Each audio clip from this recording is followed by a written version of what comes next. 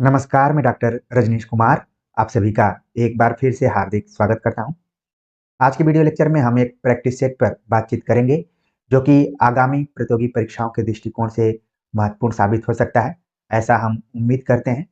आज का जो विषय है, आचार्य रामचंद्र शुक्ल की पुस्तक हिंदी साहित्य का इतिहास के आधार पर हम बात करेंगे पृथ्वीराज रासो और अन्य वीरगाथात्मक काव्यों के आधार पर किस तरीके के प्रश्न बनते हैं, जिससे कि हमारा स्वमूल्यांकन भी हो सकता है और कॉन्फिडेंस भी बढ़ेगा कि हमने आचार्य रामचंद्र शुक्ल की पुस्तक को भी पढ़ना शुरू कर दिया है।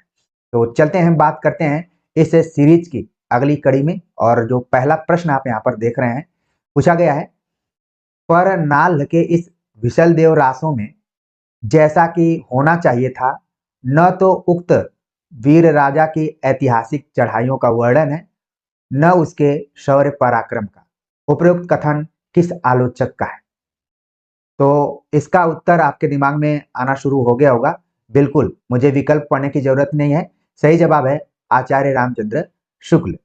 लेकिन आगे के प्रश्नों को आपको अजनबियत के दृष्टिकोण से देखना है, अजनबीपन के भाव से देखना है कि आप इस जो भी प्रैक्टिस सेट है, इसके शीर्षक को आप नहीं जान रहे। मान लीजिए ये प्रश्न आपके फाइनल एग्जाम में आएंगे, तो वहां पर आप कैसे टैकल करेंगे? जैसा कि मैंने शुरुआत में बता दिया कि पृथ्वीराज रासो और अन्य ग्रंथों पर हम चर्चा करेंगे, तो आपके मन में कम से कम पृथ्वीराज रासो वाला ऑप्शन तो बार बार आ जाएगा कि इसका सही जवाब ये हो सकता है। लेकिन यहाँ पर देखिए, जो मैंने सवाल पूछा है, कथन के आधार पर है कि किस आलोचक का मानना था कि नाल के इस विशल देव रासों में जैसा कि होना चाहिए था, न तो उक्त वीर राजा की ऐतिहासिक चढ़ाइयों का वर्णन है, न उसके शौर्य पराक्रम का। यानी कि विशल देव रासो को हम पढ़ते हैं रासो काव्य के परंपरा के अंतर्गत वीरगाथा काल में, लेकिन इसकी जो विषय वस्तु है वो आचार्य रामचंद्र शुक्ल के प्रतिमान पर या फिर उनके विचार से वीरगाथात्मक रचना में नहीं है। आप देख रहे हैं कि कुछ यहाँ पर इसी तरीके का सवाल उठाया गया है। तो मान लीजिए ये फाइनल एग्जाम में आएगा, तो आप वहां पर कैसे कैच करेंगे, ये ज्यादा मुझे बताना जरूरी लगा। चलते हैं आगे, बात करते हैं अगले जो क्वेश्चन के ऊपर कि श्रृंगार रस की दृष्टि से विवाह और रूठ कर विदेश जाने का मनमाना वर्णन है। यह कथन किस रासो ग्रंथ के संदर्भ में है? कि किस रासो ग्रंथ में श्रृंगार रस की दृष्टि से विवाह और रूठ कर विदेश जाने का प्रकरण आया हुआ है और उसको मनमाना वर्णन के रूप में देखा गया है? तो ऑप्शन दिया गया कि पृथ्वीराज रासो, विशल देव रासो, परमाल रासो, विजयपाल रासो। तो 4 रासो ग्रंथों का नाम दिया गया है। तो इसका सही जवाब क्या है? यहाँ पर विशल देव रासो के बारे में बात कही गई है, जिसमें इसका जो नायक है वो रूठ कर उड़ीसा चला जाता है। हमने पिछले प्रैक्टिस सेट में इसकी चर्चा की थी। तो मान लीजिए हम हर प्रैक्टिस सेट में एक दूसरे से कोरिलेट कर कर पढ़ते जा रहे हैं और उन तथ्यात्मक चीजों को याद भी कर रहे हैं, जो कि आगे की परीक्षा में संभावित है, पूछी जा सकती है। एक चीज और ध्यान में रखना है कि रूठ कर विदेश जाने के लिए वाक्यांश के लिए एक शब्द क्या प्रयुक्त होता है? यहाँ पर आप देख रहे हैं प्रोसित पतिका। प्रोसित पतिका का मतलब है कि ऐसी नायिका जिसका पति विदेश में हो। जबकि आप देख रहे हैं कि जो विशल देव रासो का नायक है वो भारत का ही है, लेकिन रूठ कर चित्तौड़ या फिर अजमेर के इलाके से रूठ कर कहाँ चला गया है? उड़ीसा चला गया है। तो इसी को नायिका ने विदेश मान लिया। और उसके लिए क्या प्रयुक्त होता है कि जब किसी नायिका का पति विदेश में हो तो उसको क्या बोलते हैं? प्रोसित पतिका। तो यहाँ पर आप व्याकरण के दृष्टिकोण से भी इस चीज को ध्यान में रख सकते हैं। सही जवाब था विशल देव रासो। अगला प्रश्न है, अतः इस छोटी सी पुस्तक को विशल देव ऐसे वीर का रासो कहना खटकता है। यह किसका कथन है? जो छोटी सी पुस्तक है, मैंने बताया था कि लगभग 100 पृष्ठ की पुस्तक है, लेकिन इसमें 2000 चरण भी बताए गए। ठीक है, तो किसका कथन है कि अगर इस छोटी सी पुस्तक को हम रासो कहें तो ये हमें खटकता है? ऑप्शन दिया गया ग्रियर्सन, रामचंद्र शुक्ल, हजारी प्रसाद द्विवेदी, रामविलास शर्मा। तो इसका जो सही जवाब है ऑप्शन बी है। रामचंद्र शुक्ल का यह कथन है कि अतः इस छोटी सी पुस्तक को विशल देव ऐसे वीर का रासो कहना खटकता है। अगला प्रश्न है कि भाषा की परीक्षा करके देखते हैं तो वह साहित्यिक नहीं है, राजस्थानी है। भाषा की परीक्षा करके देखते हैं तो वह साहित्यिक नहीं है, राजस्थानी है। यह कथन किस रासो ग्रंथ के की भाषा के संदर्भ में है? तो हमें बताना है कि यह बात किस ग्रंथ के बारे में कही गई है। ऑप्शन दिया गया पृथ्वीराज रासो, विशल देव रासो, परमाल रासो, विजयपाल रासो। आप अब चौंकना शुरू कर दिए होंगे कि मैंने तो शीर्षक दिया था कि पृथ्वीराज रासो एवं अन्य, अभी तो हम विशल देव रासो पर ही बात कर रहे हैं, जबकि इस पर हमने पिछले क्लास में भी आपसे प्रैक्टिस सेट में बात की थी। तो इसका मतलब है कि आपको इस चैनल को रोज फॉलो करना है और एक डेली रूटीन के दृष्टिकोण से भी फॉलो करना है कि हो सकता है कि किसी का अधूरा पक्ष किसी अगली सीरीज में या फिर अगले वीडियोज में आपको देखने को मिल सकती है। तो यहाँ पर देखिए भाषा की परीक्षा को ध्यान में रखते हुए साहित्यिक नहीं है, राजस्थानी है, ये कहा गया है विशल देव रासो के संदर्भ में। ये भी किसका कथन है? आचार्य रामचंद्र शुक्ल का ये कथन है कि भाषा की परीक्षा करके देखते हैं तो वो साहित्यिक नहीं है बल्कि राजस्थानी भाषा के तौर पर प्रयुक्त किया गया है इसमें ज्यादातर। अगला जो प्रश्न है कि प्रादेशिक बोलियों के साथ साथ ब्रज या मध्य देश की भाषा का आश्रय लेकर एक सामान्य साहित्यिक भाषा भी स्वीकृत हो चुकी थी, जो चारणों के साहित्य में किस नाम से पुकारी जाती है? ऑप्शन दिया गया है डिंगल भाषा, पिंगल भाषा, उपरोक्त में से एक से अधिक, उपरोक्त में से कोई नहीं। तो वो किस भाषा की तरफ संकेत किया जा रहा है इस प्रश्न में, उसका जवाब आपको देना है कि ब्रज भाषा या मध्य देश की भाषा का आश्रय लेकर एक साहित्यिक भाषा भी स्वीकृत हो गई थी, जो कि चारणों के साहित्य में, यानी कि आदिकाल के जो चारण कवि हैं उन्होंने अपने साहित्य में उसका प्रयोग किया है। तो इसका जो सही जवाब है यहाँ पर ऑप्शन बी, पिंगल भाषा का प्रयोग किया गया है। यानी कि जब अपभ्रंश और ब्रज का मिश्रण किया जाता है तो कौन सी भाषा बनती है? उसका नाम है पिंगल भाषा। तो ध्यान में रखिए, हालांकि मैंने पिछले प्रैक्टिस सेट में भी डिंगल पिंगल शैली के बारे में पूछा था, लेकिन यहां पर एक बार नए फॉर्मेट में नए तरीके से यहां पर सवाल पूछ लिया गया है। चलते हैं आगे, बात करते हैं। अगला जो प्रश्न है, अपभ्रंश के योग से शुद्ध राजस्थानी भाषा का जो साहित्यिक रूप था वह क्या कहलाता था? ऑप्शन दिया गया डिंगल, पिंगल, अवहट, पुरानी हिंदी। तो उसी का एक अगला प्रश्न यहाँ पर है, जैसे पिंगल को हमने देखा वैसे ही जब अपभ्रंश के योग से शुद्ध राजस्थानी भाषा का प्रयोग किया जाता है तो उसको क्या बोलते हैं? डिंगल बोलते हैं। अब तो आप लोग कभी भी परीक्षा में इस ऐसे प्रश्न को लेकर गलती नहीं करेंगे। सही जवाब क्या हो गया? ऑप्शन ए हो गया, डिंगल कहते हैं अपभ्रंश और राजस्थानी के मिश्रण को। अगला प्रश्न है कि आचार्य रामचंद्र शुक्ल ने हिंदी साहित्य के इतिहास के आदिकाल में किस भाषा की वकालत की है? और दूसरी बात जो कि साहित्य से संबंध रखती है, वीर और श्रृंगार का मेल है। आचार्य रामचंद्र शुक्ल ने वीर गाथा काल के अंतर्गत एक विशेष भाषा पर जोर दिया है, यानी कि उसकी वकालत की है। वो कौन सी भाषा है जो कि श्रृंगार और वीर दोनों का मेल है? ऑप्शन दिया गया डिंगल, पिंगल, अवहट, पुरानी हिंदी। तो इसका जो सही जवाब है यहाँ पर ऑप्शन बी है, पिंगल भाषा की वकालत की है आचार्य रामचंद्र शुक्ल ने, और उन्होंने कहा कि पिंगल ऐसी भाषा है जो कि वीरता और श्रृंगार दोनों रसों को जोड़ती है, दोनों का मेल है, और इसी में कविता लिखी जानी चाहिए। उन्होंने जोर देकर कहा है। अगर आप लोगों के पास हिंदी साहित्य का इतिहास होगा तो आप देख भी सकते हैं वहां पर। तो कहीं ना कहीं आप देख रहे हैं कि इस प्रैक्टिस सेट के माध्यम से किताब को कैसे पढ़ना है और कहां से सवाल बन सकते हैं वो आपके दिमाग में आना शुरू हो गया होगा, क्योंकि बहुत सारे ऐसे विद्यार्थी हैं उनको प्रश्न ही नहीं समझ में आता है कि आखिरकार इस प्रश्न का मतलब क्या है। आचार्य रामचंद्र शुक्ल की ही सीरीज में हमने एक प्रश्न बनाया था, तो एक विद्यार्थी ने कहा कि इस प्रश्न का औचित्य ही मुझे नहीं समझ में आ रहा है। जब आप धैर्य रखकर आत्मीय लगाव के साथ, उत्साह के साथ अपने लक्ष्य को भेदने की कोशिश करेंगे तो हर प्रश्न आपको समझ में आने लगेगा। चलते हैं आगे, बात करते हैं। अगला जो प्रश्न है कि इस ग्रंथ में श्रृंगार की ही प्रधानता है, वीर रस किंचित आभास मात्र है, संयोग और वियोग के गीत ही कवि ने गाए हैं। आचार्य रामचंद्र शुक्ल का यह कथन किस रासो ग्रंथ के संदर्भ में? यहां पर पूछा गया कि इस ग्रंथ में श्रृंगार की ही प्रधानता है, वीर रस किंचित आभास मात्र है, ये किस ग्रंथ के बारे में कहा जा रहा है? ऑप्शन दिया गया पृथ्वीराज रासो, विशल देव रासो, खुमान रासो, परमाल रासो। तो देखिए इसमें ऑप्शन में पृथ्वीराज रासो भी दिया गया है, लेकिन इसका जो यहाँ पर सही जवाब है वो है ऑप्शन बी, विशल देव रासो के बारे में आचार्य रामचंद्र शुक्ल का मानना है कि ये वीर रस से युक्त ग्रंथ नहीं बल्कि इसमें श्रृंगार रस की प्रधानता है। ठीक वैसे ही जैसे उन्होंने विद्यापति को लेकर जो अपना स्टेटमेंट दिया है, कथन दिया है कि आध्यात्मिक रंग के चश्मे आजकल बहुत सस्ते हो गए, तो इसके माध्यम से उन्होंने विद्यापति को भक्त कवि नहीं माना है बल्कि उन्होंने क्या माना है, श्रृंगार कवि माना है। यहां पर भी आप देख रहे हैं कि विशल देव रासो को हम वीर गाथा काल के अंतर्गत जरूर पढ़ रहे हैं, लेकिन इसका जो केंद्रीय रस है यानी तत्व है वो क्या है, श्रृंगार है। और आचार्य रामचंद्र शुक्ल भी यही मानते हैं।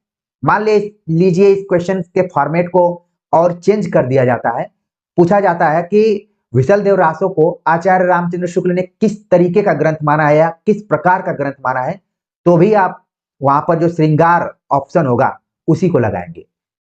तो देखिए प्रश्न कैसे घूम फिर कर पूछे जा रहे हैं और उनके उत्तर कैसे सेम टू सेम निकल रहे हैं। चीजों को आपको समझना है, पैटर्न को आपको समझना है। अगला प्रश्न है, आचार्य रामचंद्र शुक्ल ने विशल देव रासो को किस प्रकार का ग्रंथ माना है? ऑप्शन दिया गया है नीतिपरक, श्रृंगार, वीर, भक्ति। अभी तो मैं आप लोगों को परीक्षा के दृष्टिकोण से बता रहा था कि मान लीजिए पूछा जा सकता है कि आचार्य रामचंद्र शुक्ल ने विशल देव रासो को कैसा ग्रंथ माना है, लेकिन मेरा एक मन नहीं माना और मैंने भी एक क्वेश्चन बना दिया। प्रिय विद्यार्थियों, जैसा कि आप जानते हैं कि मैं चाहता हूं कि हर एंगल से आपको क्वेश्चन देने का प्रयास करूं, जितने एंगल से मैं सोचता हूं बनाने का प्रयास करता हूं। एक आप देखेंगे कि अनावश्यक दबाव भी होता है कि आज हमें कुछ प्रश्नों को लेकर आप सभी के सामने चर्चा करना है। ये प्रश्न बनाने उतने आसान नहीं है, जब तक आप खुद इन किताब को नहीं पढ़ेंगे, समझेंगे नहीं, तब तक ऐसे प्रश्नों को बनाना बहुत ही मुश्किल है। इसलिए मैं आप सभी से करबद्ध निवेदन करूंगा कि आप इस चैनल से जुड़िए और इसका प्रचार प्रसार भी कीजिए। मैं देख रहा हूं कि इस चैनल के बहुत ही समकालीन चैनल हैं जो कि काफी आगे निकल चुके हैं, और हो सकता है कि मेरी कुछ चीजें हो सकती हैं कि पीछे खींच रही हूं। मैं पीडीएफ नहीं देता हूं, मैं बताऊंगा बाद में कि मैं पीडीएफ क्यों नहीं देता हूं। मैं इस पे अपने जीवन की आगे की कहानी लिख रहा हूं जो कि जल्दी आपको कम्युनिटी सेक्शन में दिखेगी, तो पता चल जाएगा आपको। एकदम से पीडीएफ और नोट्स एकदम से मोह भंग हो जाएगा, आपको लगेगा कि यार तैयारी तो हमें ही करना है। जब ये व्यक्ति इतनी बात कह रहा है तो एक बार इसको भी फॉलो करके देख लेते हैं, और मैं गारंटी के साथ कहता हूं कि फिर आप अपने नोट्स पर ही विश्वास करेंगे, दूसरे चीजों के बारे में सोचेंगे ही नहीं। तो हर एंगल से यहाँ पर हम बताने का प्रयास करते हैं। मैं उम्मीद करता हूं कि आप मेरी भावनाओं को अच्छे से समझ पा रहे होंगे और उसी के हिसाब से आगे बढ़ेंगे। तो इसका मुझे जवाब देने की जरूरत ही नहीं है। विशल देव रासो को शुक्ल जी ने क्या माना, श्रृंगार रस परक ग्रंथ माना है। अगला प्रश्न है, ये हिंदी के प्रथम महाकवि माने जाते हैं। आचार्य रामचंद्र शुक्ल का यह कथन किस महाकवि के बारे में? ऑप्शन दिया गया है नरपति नाल, चंद बरदाई, अमीर खुसरो, विद्यापति। तो आचार्य रामचंद्र शुक्ल ने किसको कहा कि ये हिंदी के प्रथम कवि माने जाते हैं, महाकवि माने जाते हैं? सही जवाब है ऑप्शन बी, चंद बरदाई को उन्होंने कहा कि ये हिंदी के प्रथम कवि माने जाते हैं। इस तरीके के सवाल विकल्पों में भी रहते हैं और प्रश्न के तौर पर भी आ जाते हैं। चंद बरदाई को ध्यान में रखिए। अगला प्रश्न पूछा गया है कि निम्नलिखित में से चंद बरदाई के जीवन काल के संदर्भ में सत्य है। आचार्य रामचंद्र शुक्ल ने अपनी पुस्तक में चंद बरदाई के जीवन काल का एक समय दिया हुआ है। संवत में है वो, संवत 1225 से 1248, 1225 से 1249, 1225 से 1250, 1225 से 1251। तो इसका सही जवाब क्या है कि संवत 1225 से 1249 ईस्वी के बीच में चंद बरदाई का जीवन काल माना जाता है। अगला प्रश्न है, चंद बरदाई के संदर्भ में असत्य है। इनका पृथ्वीराज रासो हिंदी का प्रथम महाकाव्य है जो आपने ऊपर देखा। चंद दिल्ली के अंतिम हिंदू सम्राट महाराज पृथ्वीराज के सामंत और राजकवि प्रसिद्ध हैं। ये भी क्या है, सही है। इनके नाम में भावुक हिंदुओं के लिए एक विशेष प्रकार का आकर्षण है। चंद का सीधे संबंध किससे है? चंद्रमा से। तो एक हमारा भावनात्मक लगाव है चंद्रमा से। क्या भावनात्मक लगाव है? चंद्रमा को हम क्या मानते हैं? मामा मानते हैं, और ऐसा माना जाता है कि माँ के बाद जो किसी व्यक्ति का जीवन में स्थान है तो वो मामा का है, इसीलिए इसमें डबल माँ लगा हुआ है, मामा। तो चंद्रमा को हम सब अपना मामा मानते हैं, यानी कि भावुकतापूर्ण रूप से हम सभी को विशेष आकर्षण है। हालांकि टेक्नोलॉजी के समय में और मोबाइल के युग में अब जो छोटे बच्चे हैं वो धीरे धीरे चंदा मामा को भूलते जा रहे हैं और मोबाइल मुन्नी बनते जा रहे हैं। मैंने मोबाइल मुन्नी का नाम यहाँ पर ले लिया है, तो आप लोग बता सकते हैं कि मुन्नी मोबाइल करके एक रचना भी है, वो किसकी है? आप चाहें तो लिख सकते हैं जिससे कि आपका दिमाग क्या हो जाएगा, और बढ़ जाएगा। खैर, यहाँ पर बात हम कर रहे थे कि चंद के बारे में कौन सी बात असत्य है, हमें बताना है। तो आप ऊपर की तीनों चीजें देख रहे हैं कि सत्य है, तो यानी कि चौथा जो ऑप्शन है क्या है इसमें सही है, असत्य है। क्यों असत्य है? कहा गया कि रासों के अनुसार ये भट्ट जाति के कुजात नामक गोत्र के थे। यहां पर कुजात की जगह पे बस आपको सुधार करना है जगात। ये भी सवाल पूछ लिया जाता है कि चंदबरदाई किस गोत्र के थे, तो जगात नामक एक गोत्र है, उसमें इनका जन्म हुआ था, भट्ट जाति के थे। और बाकी जितने भी ऑप्शन दिए गए ये सभी ऑप्शन आगे आने वाले प्रतियोगी परीक्षाओं के दृष्टिकोण से बहुत ही महत्वपूर्ण है। ठीक है, तो इसको मैं जोर देकर इसलिए कह रहा हूं कि एक एक विकल्प आपके लिए बहुत मायने रखता है। तो आप अपने दिमाग में बैठा लीजिए कि हिंदी का प्रथम महाकाव्य चंद्रबरदाई, पृथ्वीराज चौहान के सामंत और राजकवि, पृथ्वीराज चौहान को अंतिम हिंदू सम्राट माना जाता है। चंद्रबरदाई, अभी तक आप ऑनलाइन किताबों में पढ़ते रहेंगे कि चंद्रबरदाई ये, चंद्रबरदाई वो, लेकिन चंद्रबरदाई नाम कितना सार्थक है। हमने भारतेंदु के बारे में पढ़ा कि भारत प्लस इंदु, भारतेंदु को भी क्या माना गया है, भारत का इंदु माना गया है, चंद्रमा माना गया है, और उनसे हमारा कितना भावुक लगाव है आप अच्छे से जानते होंगे। तो खैर, चीजों को जोड़कर देखते जाना है और जो इसका सही जवाब है वो आप देख लिया होंगे। चलते हैं आगे, बात करते हैं। अगला जो प्रश्न है कि चंद्रबरदाई के संदर्भ में असत्य है। फिर से वही सवाल आ गया कि क्या असत्य है। ऑप्शन दिया गया, इनके पूर्वजों की भूमि पंजाब थी जहां लाहौर में इनका जन्म हुआ। इनका और महाराज पृथ्वी का जन्म एक ही दिन हुआ था। दोनों ने 4 दिन के अंतराल पर यह संसार भी छोड़ा था। ये महाराज पृथ्वी के राजकवि ही नहीं, उनके सखा और सामंत भी थे। अगर ऊपर के क्वेश्चन नंबर 12 और 13 को अगर अच्छे से आप पढ़ लिए तो चंद्रबरदाई के बारे में सब कुछ जान गए। जो पहला ऑप्शन यहाँ पर दिया गया है कि पंजाब भूमि से इनके पूर्वजों का संबंध था और लाहौर में इनका जन्म हुआ था। चंद्रबरदाई का जन्म कहाँ हुआ? लाहौर में, जो कि वर्तमान समय में पाकिस्तान में। ये बात सही है। इनका और महाराज पृथ्वीराज चौहान का जन्म एक ही दिन हुआ था, ये भी बात सही है। यहाँ पर जो ऑप्शन सी दिया गया है क्या है? गलत है, असत्य है। यही कहा जाता है कि दोनों एक ही दिन इस संसार को छोड़े। मैंने 4 दिन यहाँ पर जानबूझकर लिख दिया है, लेकिन यहाँ पर क्या होना चाहिए था, एक ही दिन दोनों का जन्म भी होता है और दोनों इस दुनिया को छोड़कर भी जाते हैं। ये इतिहास में बहुत ही कम देखने को मिलता है। और आगे बताया गया कि ये महाराज पृथ्वीराज के राजकवि ही नहीं, उनके सखा और सामंत भी थे। ये ऑप्शन बिल्कुल क्या है? सही है। तो चंद्रबरदाई के बारे में आपने लगातार 12वें नंबर क्वेश्चन और 13वें नंबर क्वेश्चन में देख लिया। आगे बात करते हैं। अगला जो प्रश्न है कि सट भाषा, व्याकरण, काव्य, साहित्य, छंद शास्त्र, ज्योतिष, पुराण, नाटक आदि अनेक विद्याओं में पारंगत थे। रामचंद्र शुक्ल का यह कथन किस कवि के संदर्भ में? मतलब कि ये जो लक्षण ऊपर बताए गए ये किस कवि के बारे में? ऑप्शन दिया गया गोरखनाथ, चंद्रबरदाई, सराफा, मत्स्येंद्रनाथ। तो आप देख रहे हैं कि मैंने पीछे के भी कवियों को इसमें जोड़ दिया है ताकि थोड़ा सा कंफ्यूजन क्रिएट हो, वरना ये जो प्रैक्टिस सेट है एक रसीय सी हो जाएगी। हाँ, ध्यान में मैंने कहा था कि आपको हर प्रश्न अजनबी की तरह देखना है कि आप इसके बारे में कुछ नहीं जानते। पहला प्रश्न जो आ रहा है वही पहली बार आप देख रहे हैं, किसी भी पूर्वाग्रह से आप ग्रसित नहीं है, तो तभी आप बता पाएंगे। और क्यों बता पाएंगे? क्योंकि आपको फाइनल एग्जाम भी देखना है। तो किसके बारे में सारी बातें कही गई हैं? सही जवाब है चंद्रबरदाई के बारे में बात कही गई कि चंद्रबरदाई 6 भाषाओं के जानकार थे। उसमें संस्कृत, अपभ्रंश, अवहट, प्राकृत, 4-5 तो इनको जोड़ लीजिए, और भी जो 2 भाषाएं होंगी। व्याकरण भी अच्छा जानते थे। काव्य तो इनका पहला महाकाव्य भी माना जाता है। छंद शास्त्र के काफी ज्ञाता रहे, आगे पता चलेगा। ठीक, तो इस तरीके से इसका सही जवाब क्या हो गया? चंद्रबरदाई। अगला प्रश्न है कि इन्हें जालंधरी देवी का इष्ट था जिसकी कृपा से ये अदृश्य काव्य भी कर सकते थे। आचार्य रामचंद्र शुक्ल का यह कथन किसके संदर्भ में? यह बात किसके संदर्भ में कही जा रही है कि जालंधरी देवी का इनके ऊपर एक तरीके से कृपा थी और ये अदृश्य कविता लिखने में भी सक्षम थे। किसके बारे में बात कही जा रही है? ऑप्शन दिया गया है गोरखनाथ, जलंधरनाथ, चंद्रबरदाई, मत्स्येंद्रनाथ। ये क्वेश्चन थोड़ा सा आपको टक्कर देने वाला लग रहा होगा, तो इसका जो सही जवाब है चंद्रबरदाई। चंद्रबरदाई के बारे में बात कही गई है।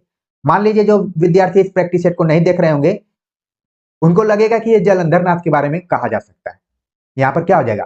यहाँ पर मुझे जहां तक लग रहा है कि 50% बच्चे LBW आउट हो जाएंगे, लेकिन जो विद्यार्थी यहाँ पर हैं वो तो इसको फुल टॉस बनाकर सीधे पूरा अंक हासिल करेंगे। क्रिकेट में पूरा रन तो 6 रन ही होता है, यहाँ पर मान लीजिए आपको मैक्सिमम 1 या फिर 2 अंक मिलेगा। ठीक, चलते हैं आगे, बात करते हैं। अगला जो प्रश्न है, चंद बरदाई के संदर्भ में इनका जीवन पृथ्वीराज के जीवन के साथ ऐसा मिला जुला था कि अलग नहीं किया जा सकता था। निम्नलिखित में से सत्य है। युद्ध में, आखेट में, सभा में, उपयुक्त में से एक से अधिक, उपयुक्त में से कोई नहीं। तो इसका जो यहाँ पर सही जवाब हो गया है वो है ऑप्शन डी कि उपयुक्त में से एक से अधिक। चंद बरदाई और पृथ्वीराज दोनों का जन्म एक ही दिन हुआ और ये साथ साथ भी रहते थे। ऊपर कई प्रश्नों में इसका संकेत किया जा चुका है, चाहे वो युद्ध का मैदान हो, चाहे वो शिकार का मैदान हो, चाहे सभा जब राज दरबार लगी हो, वहां पर भी एकदम चंद बरदाई मौजूद थे, वो हमेशा उनके साथ रहते थे। आप लोग याद कीजिए कि आपके क्या ऐसे दोस्त हैं या फिर नहीं है, हो तो जरूर आप लोग कमेंट्स कीजिए कि आप लोगों ने अपने दोस्त रूपी निधि को बचा कर रखी हुई है। चलते हैं आगे, बात करते हैं। अगला जो प्रश्न यहाँ पर पूछा गया कि पृथ्वीराज रासो के विषय में असत्य है। 2500 पृष्ठों का बहुत बड़ा ग्रंथ जिसमें 69 समय सर्ग या अध्याय हैं। प्राचीन समय में प्रचलित प्राय सभी छंदों का व्यवहार हुआ है। कवि ने अपने पुत्र कल्हड़ के हाथ में रासों की पुस्तक देकर उसे पूर्ण करने का संकेत किया है। तो अब तो आपके दिमाग में आ गया होगा इसमें कौन सी बात असत्य है। तो 2500 पृष्ठों में यह ग्रंथ लिखा गया है, सही बात है। 69 समय में बटा हुआ है, ये भी सही है। सभी छंदों का प्रयोग किया गया इसमें, यह भी बात सही है। यहाँ पर कल्हड़ के स्थान पर क्या होना चाहिए था? जल्लड़ होना चाहिए। हालांकि कल्हड़ का भी नाम इतिहास में बहुत महत्वपूर्ण है। ऐसा माना जाता है कि भारतीय दृष्टिकोण से पहली बार इतिहास लिखने का प्रयास किसी ने किया था तो कल्हड़ थे, जिनकी रचना का नाम है राजतरंगिणी। तो कल्हड़ और जल्लड़ में कई बार यहाँ पर रन आउट होने की स्थिति है पूरी, ठीक है ना। लेकिन आप लोग होंगे नहीं, आप लोग जानते हैं कि एक पंक्ति भी है कि पुस्तक दैन जल्लड़ के हाथ, इस तरीके से एक पुस्तक वो पंक्ति भी है, ठीक है ना। तो देखिए पृथ्वीराज रासो के बारे में असत्य क्या थी, और यहाँ पर उत्तर के बाद हम लोगों ने देख लिया कि सभी ऑप्शन क्या है यहाँ पर, उसमें से ऊपर के 3 सत्य हैं और चौथा ऑप्शन क्या है? असत्य है। लेकिन अगर जल्लड़ जोड़ देते हैं तो ये भी सत्य हो जाता है।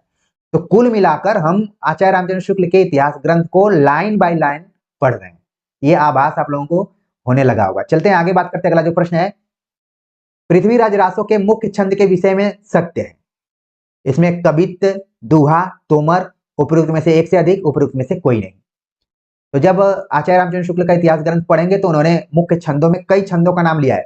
लगभग जहां तक मुझे याद है कि 6 छंद हैं, ठीक, उसमें से कवित्त भी है, दोहा है, तोमर भी है। तो इस तरीके से इसका सही जवाब ऑप्शन के हिसाब से क्या हो रहा है? ऑप्शन डी हो रहा है। ठीक, अगला प्रश्न उसी से जुड़ा हुआ है कि पृथ्वीराज रासो के मुख्य छंद के विषय में सत्य है। तो गाहा, त्रोटा, आर्या, उपयुक्त में से एक से अधिक। तो ये दोनों प्रश्न हमने बहुत जल्दी जल्दी आपका आंसर बता दिया, आप लोग समझ भी गए। लेकिन मान लीजिए कभी सवाल पूछ लिया जाए कि आचार्य रामचंद्र शुक्ल ने पृथ्वीराज रासो के बारे में बात करते हुए कुल कितने छंदों की चर्चा की है, तो आप यहां पर देख रहे हैं कि लगभग 6 छंद है। अगला प्रश्न है, पृथ्वीराज किसके पुत्र थे? अभी तक तो हम चंद बरदाई, पृथ्वीराज रासो के बारे में बातचीत किए, लेकिन एक छोटा सा तथ्य है जो कि हो सकता है कि परीक्षाओं में आप लोगों को थोड़ा सा चमत्कृत कर दे। किसके पुत्र थे?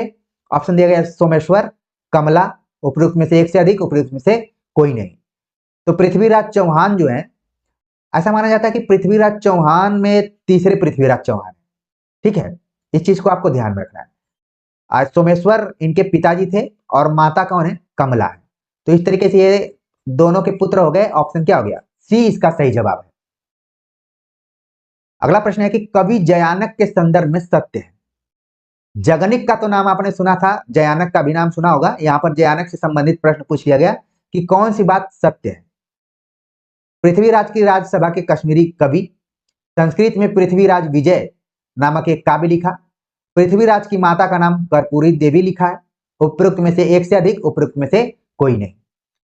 तो जयानक नाम के एक जो कवि हैं, ऐसा माना जाता है कि पृथ्वीराज के भी राजसभा कवि थे और कश्मीरी कवि थे। जयानक का संबंध कहां से है? कश्मीर से है।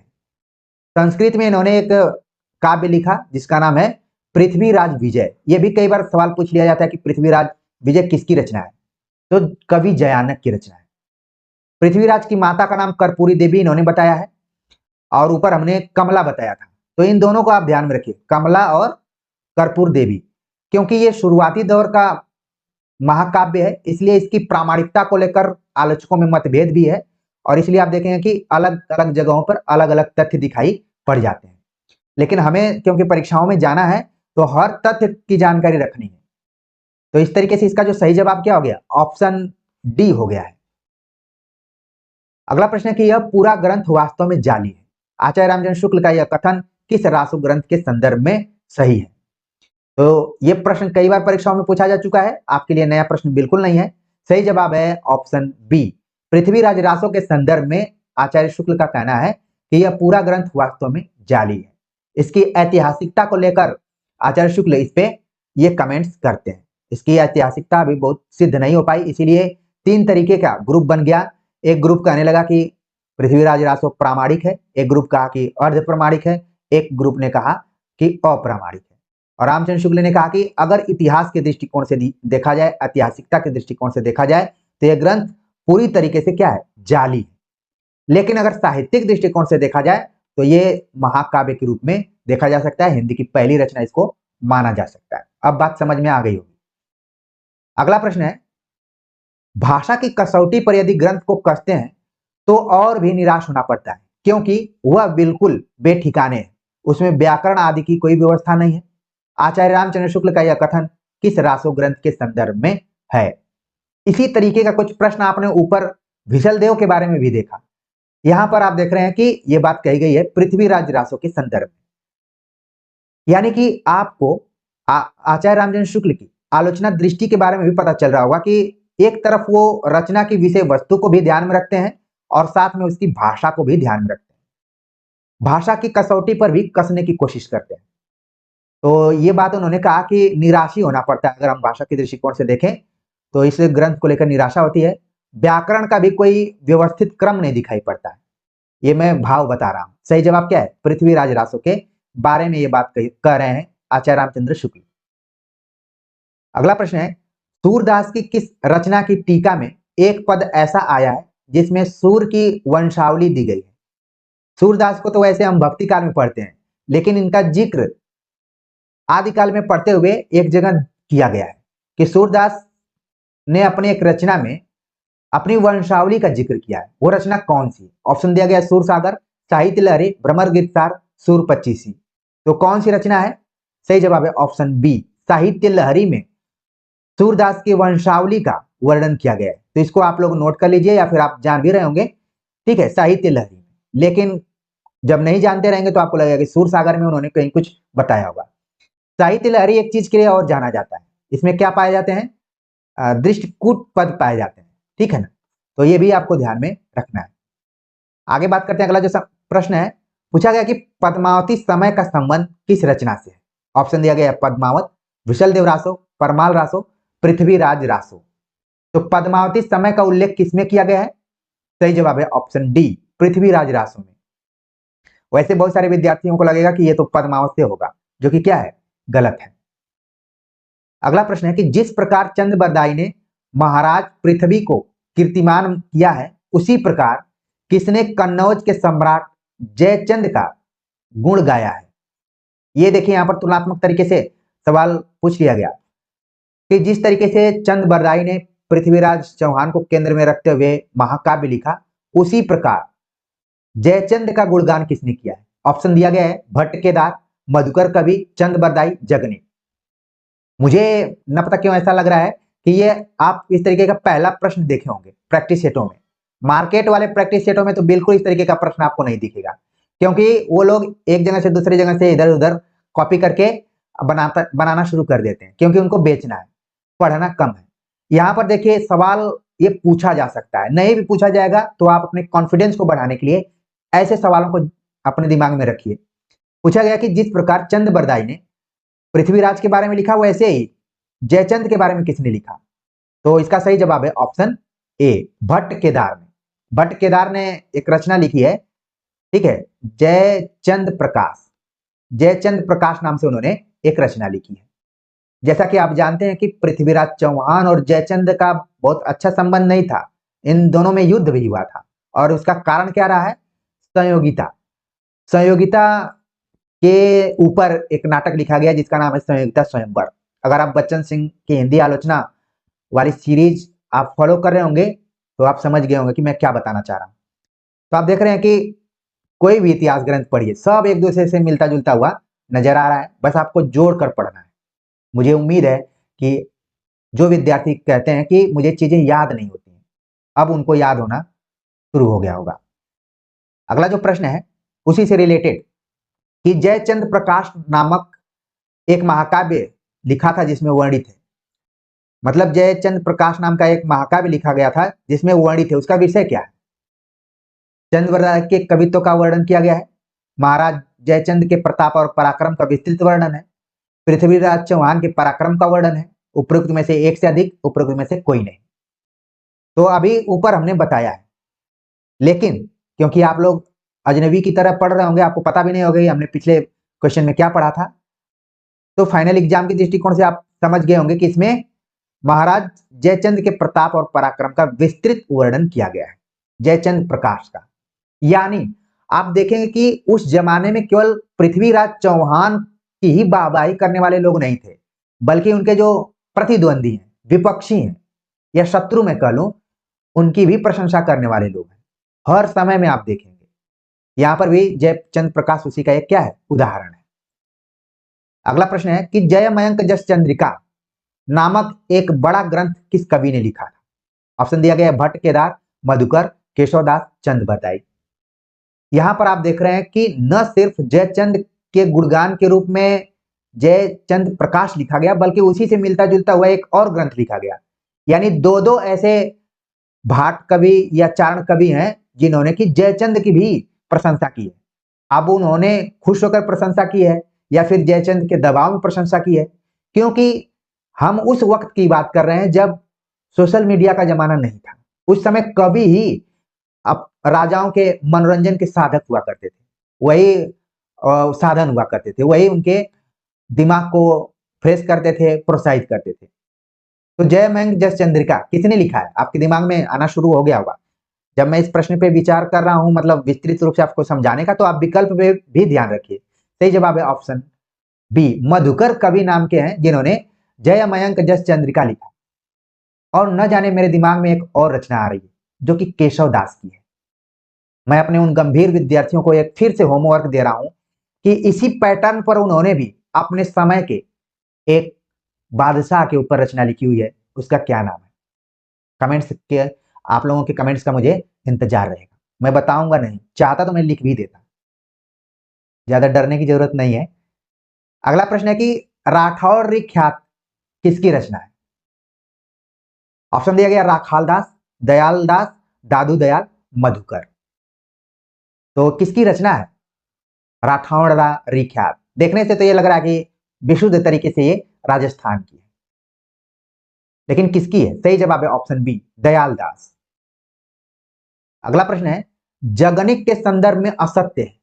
जगनिक यानी जो कवि हैं जगनिक, उनके बारे में कौन सी बात असत्य है? ऑप्शन दिया गया है कालिंजर के थे, यानी कालिंजर के रहने वाले थे, महोबे के चंदेल राजा परमर्दी देव के समकालीन थे, परमाल रासों के रचयिता थे, जैन कवि थे।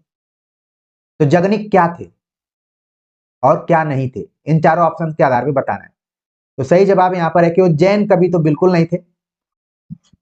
बाकी जितनी चीजें ऊपर बताई गई हैं कि कालिंजर के रहने वाले थे, महोबा के चंदेल राजा परमर्दीर देव के नाम से उन्होंने परमाल रासो नाम से लिखा, और परमाल रासो का अलग भी नाम है, आप लोग उसको जानते हैं, आगे प्रश्न में भी है।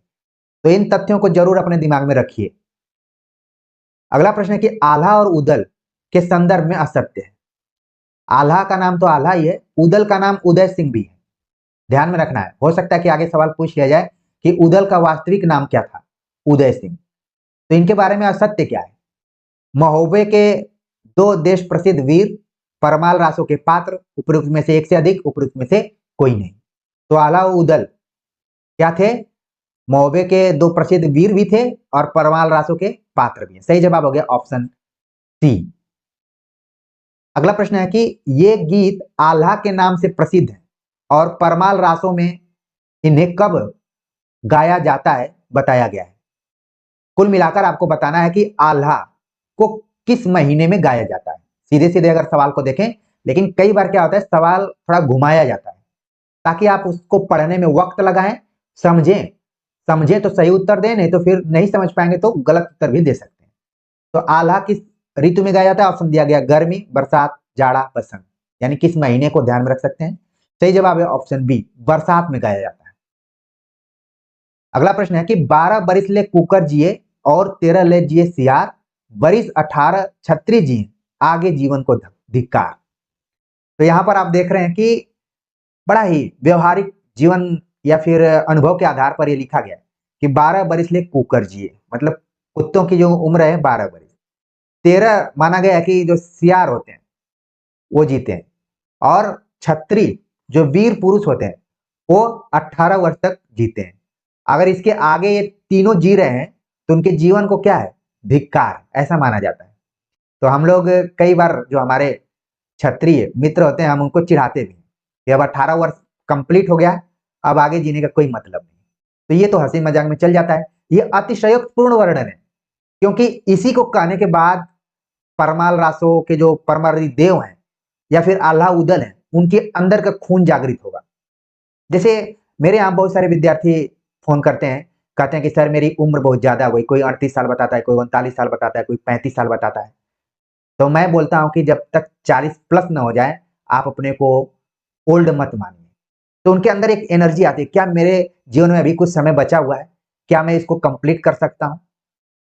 तो ये आपके प्रोत्साहन के लिए, सही मायने में तो जो आर्मी में लड़का जा रहा है 18-21 साल में नौकरी पा जा रहा है, लेकिन जो मान लीजिए एकेडमिक्स में है या फिर प्रवक्ता बनना चाहते हैं, वो 18 साल तक तो ही नहीं रहेंगे ना, क्योंकि आप तमाम चीजों को देख रहे हैं कि फॉर्म कब का भरा जा रहा है, फिर परीक्षा कब होगी, होगी कि नहीं होगी, सही से हो पाएगी कि नहीं हो पाएगी, रिजल्ट क्या रहेगा, तो एक लंबा प्रोसेस है। तो ये बातें आपको प्रोत्साहित करने के लिए कही गई हैं, इनको आपको सीरियसली नहीं लेना है कि 18 वर्ष ही जीना है। खैर आगे चलते हैं, बात करते हैं कि पंक्तियां किस रासो ग्रंथ की हैं। सही सवाल ये था यहाँ पर। ऑप्शन दिया गया पृथ्वीराज रासो, विशल देव रासो, परमाल रासो, जयप्रकाश। यहाँ पर जयचंद प्रकाश होना चाहिए था, ठीक, तो आप जोड़ लीजिए, मैं भी जोड़ दिया। सही जवाब क्या हो गया यहाँ पर? ऑप्शन सी हो गया, परमाल रासो से ये पंक्तियां उठाई गई।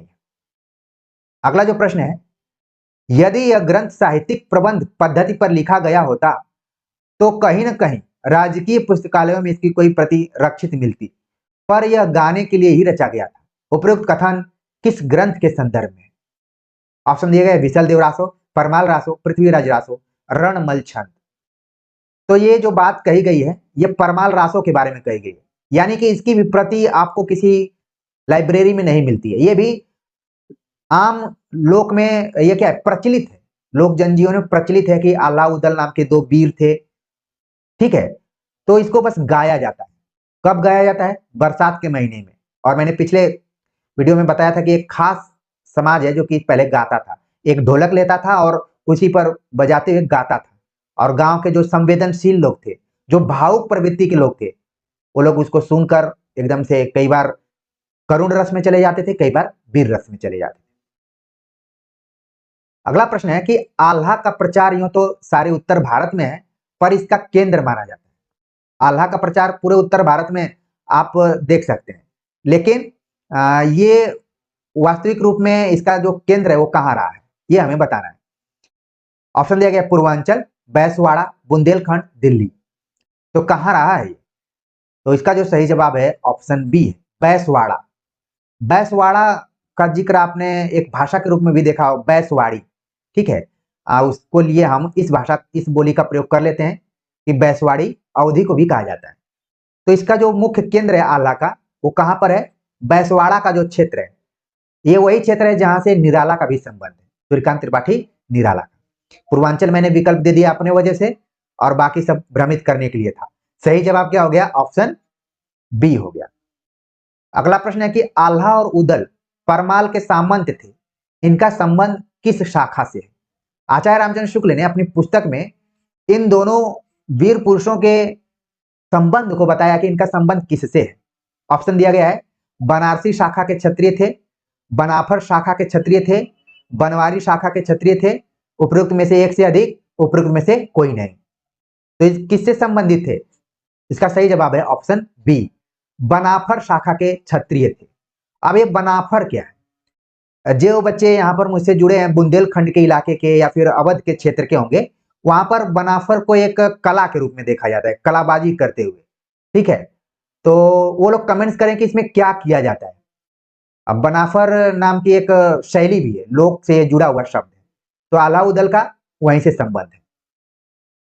अगला प्रश्न है, जगनिक के गीतों का एक संग्रह आल्हा खंड के नाम से किसने छपवाया था? जगनिक के गीतों का एक संग्रह आल्हा खंड नाम से किसने छपवाया? ऑप्शन दिया गया T S. Eliot, Charles Eliot, Grant Eliot, James Eliot. तो इलियट में तो आप एकदम से कंफ्यूज हो जाएंगे, जब तक आप एग्जैक्ट इसका आंसर नहीं जानेंगे तब तक दिक्कत होगी। जिस परमाल रासों को हम कह रहे हैं कि बरसात के महीने में उसको गाया जाता है, उसकी एक छोटी सी प्रति आल्हा खंड नाम से चार्ल्स इलियट ने प्रकाशित करवाई थी। ठीक है ना, तो इसीलिए परमाल रासों को हम आल्हा खंड के नाम से भी जानते हैं। तो ये सब इसीलिए अब आपको समझ में आने लगा हो कि आखिरकार ये तथ्य जो ऑनलाइनर किताबों में आप रटने की कोशिश करते हैं, इसको तो कहानी के रूप में हमें याद करने की जरूरत है। अगला जो प्रश्न है कि रणमल छंद के संदर्भ में असत्य है। रणमल छंद के संदर्भ में असत्य है। रणमल छंद पूछा गया कि मधुकर की रचना है, संवत 1454 में लिखा गया। इसमें ईडर के राठौर राजा रणमल की विजय का वर्णन है। राजा ने पाटन के सूबेदार जफर खां पर विजय प्राप्त की। अब इसमें कौन सी बात है जो असत्य है? तो आपने रणमल छंद पढ़ा होगा, आपको लग रहा होगा कि मधुकर तो नहीं है बल्कि कौन है? श्रीधर है। मधुकर की जगह पर श्रीधर आपको ध्यान में रखना है, बाकी सारे तथ्य क्या है? सही है। इसमें राजा रणमल के विजय का वर्णन किया गया है और किस पे उन्होंने विजय प्राप्त किया? पाटन। एक तो जगह है पटना और एक जगह है पाटन। अब पाटन किस राज्य में है ये आपके लिए होमवर्क है। ठीक है, और गाना भी बना है पाटन और पटना दोनों पर। पाटन मुझे लग रहा है कपड़े के लिए जाना जाता है थोड़ा, अगर मैं भूगोल याद करूं तो, लेकिन वहां का जो सूबेदार है जफर खां, उसको हराया था रणमल। जहां तक मुझे याद आ रहा है कि पाटन गुजरात का है। एक बार आप लोग जरूर कमेंट्स करके बताइए कि कहां का है। ठीक है, चलिए आगे बात करते हैं। आदिकाल के प्रकरण 3 के संदर्भ में असत्य है। आदिकाल कुल 4 प्रकरणों में बटा हुआ है। प्रकरण 1 पर हमने बात कर ली, प्रकरण 2 पर बात कर ली, प्रकरण 3 पर भी बात कर ली। तो कौन सी बात ऑप्शन में जो दी गई है वो गलत है? प्रकरण 3 के संदर्भ में अपभ्रंश काव्य, देशभाषा काव्य, वीरगाथा काल, रासो काव्यों का वर्णन। तो आपको तो तुरंत समझ में आ गया होगा कि यार हमने तो पढ़ा था अपभ्रंश काव्य प्रकरण 2 में, तो ये तो गलत हो गया। बाकी क्या है इसमें? सही है। अगर ये आप समझ गए तो ये मानकर चलिए कि जो मेरा प्रयास है उसमें मैं सफल हो रहा हूं। अगर नहीं समझ में आ रहा है तो एक बार फिर से चिंतन करना है, मनन करना है और नई एनर्जी के साथ उठना है। तो उम्मीद है कि हम प्रश्नों की संख्या को विशेष महत्व न देते हुए कंटेंट पर जोर दे रहे हैं। कंटेंट को अच्छे से समझेंगे तो इस पे सैकड़ों प्रश्न बन सकते हैं, और जब सैकड़ों प्रश्न बनेंगे तो परीक्षा में तो आपके लिए बहुत प्रश्न आ रहे हैं, तो 100 आ रहे हैं, कई जगहों पे 120 आ जा रहे हैं, कई जगहों पे 150 आ रहे हैं, कई जगहों पे 200 आ रहे हैं। इससे ज्यादा तो बड़ी परीक्षा में नहीं देख रहा हूं। तो जब आप अपने कंटेंट को ठीक से जानेंगे, अपने विषय वस्तु को ठीक से समझ जाएंगे, तो न जाने कितनी परीक्षाओं को आप क्वालिफाई कर लेंगे। तो आप सभी के कमेंट्स का मुझे इंतजार रहेगा, और ये जो मेरा प्रयास है वो आप सभी को कैसा लग रहा है आप लोग जरूर कमेंट्स कीजिए। मिलते हैं एक नए टॉपिक के साथ, तब तक के लिए नमस्कार।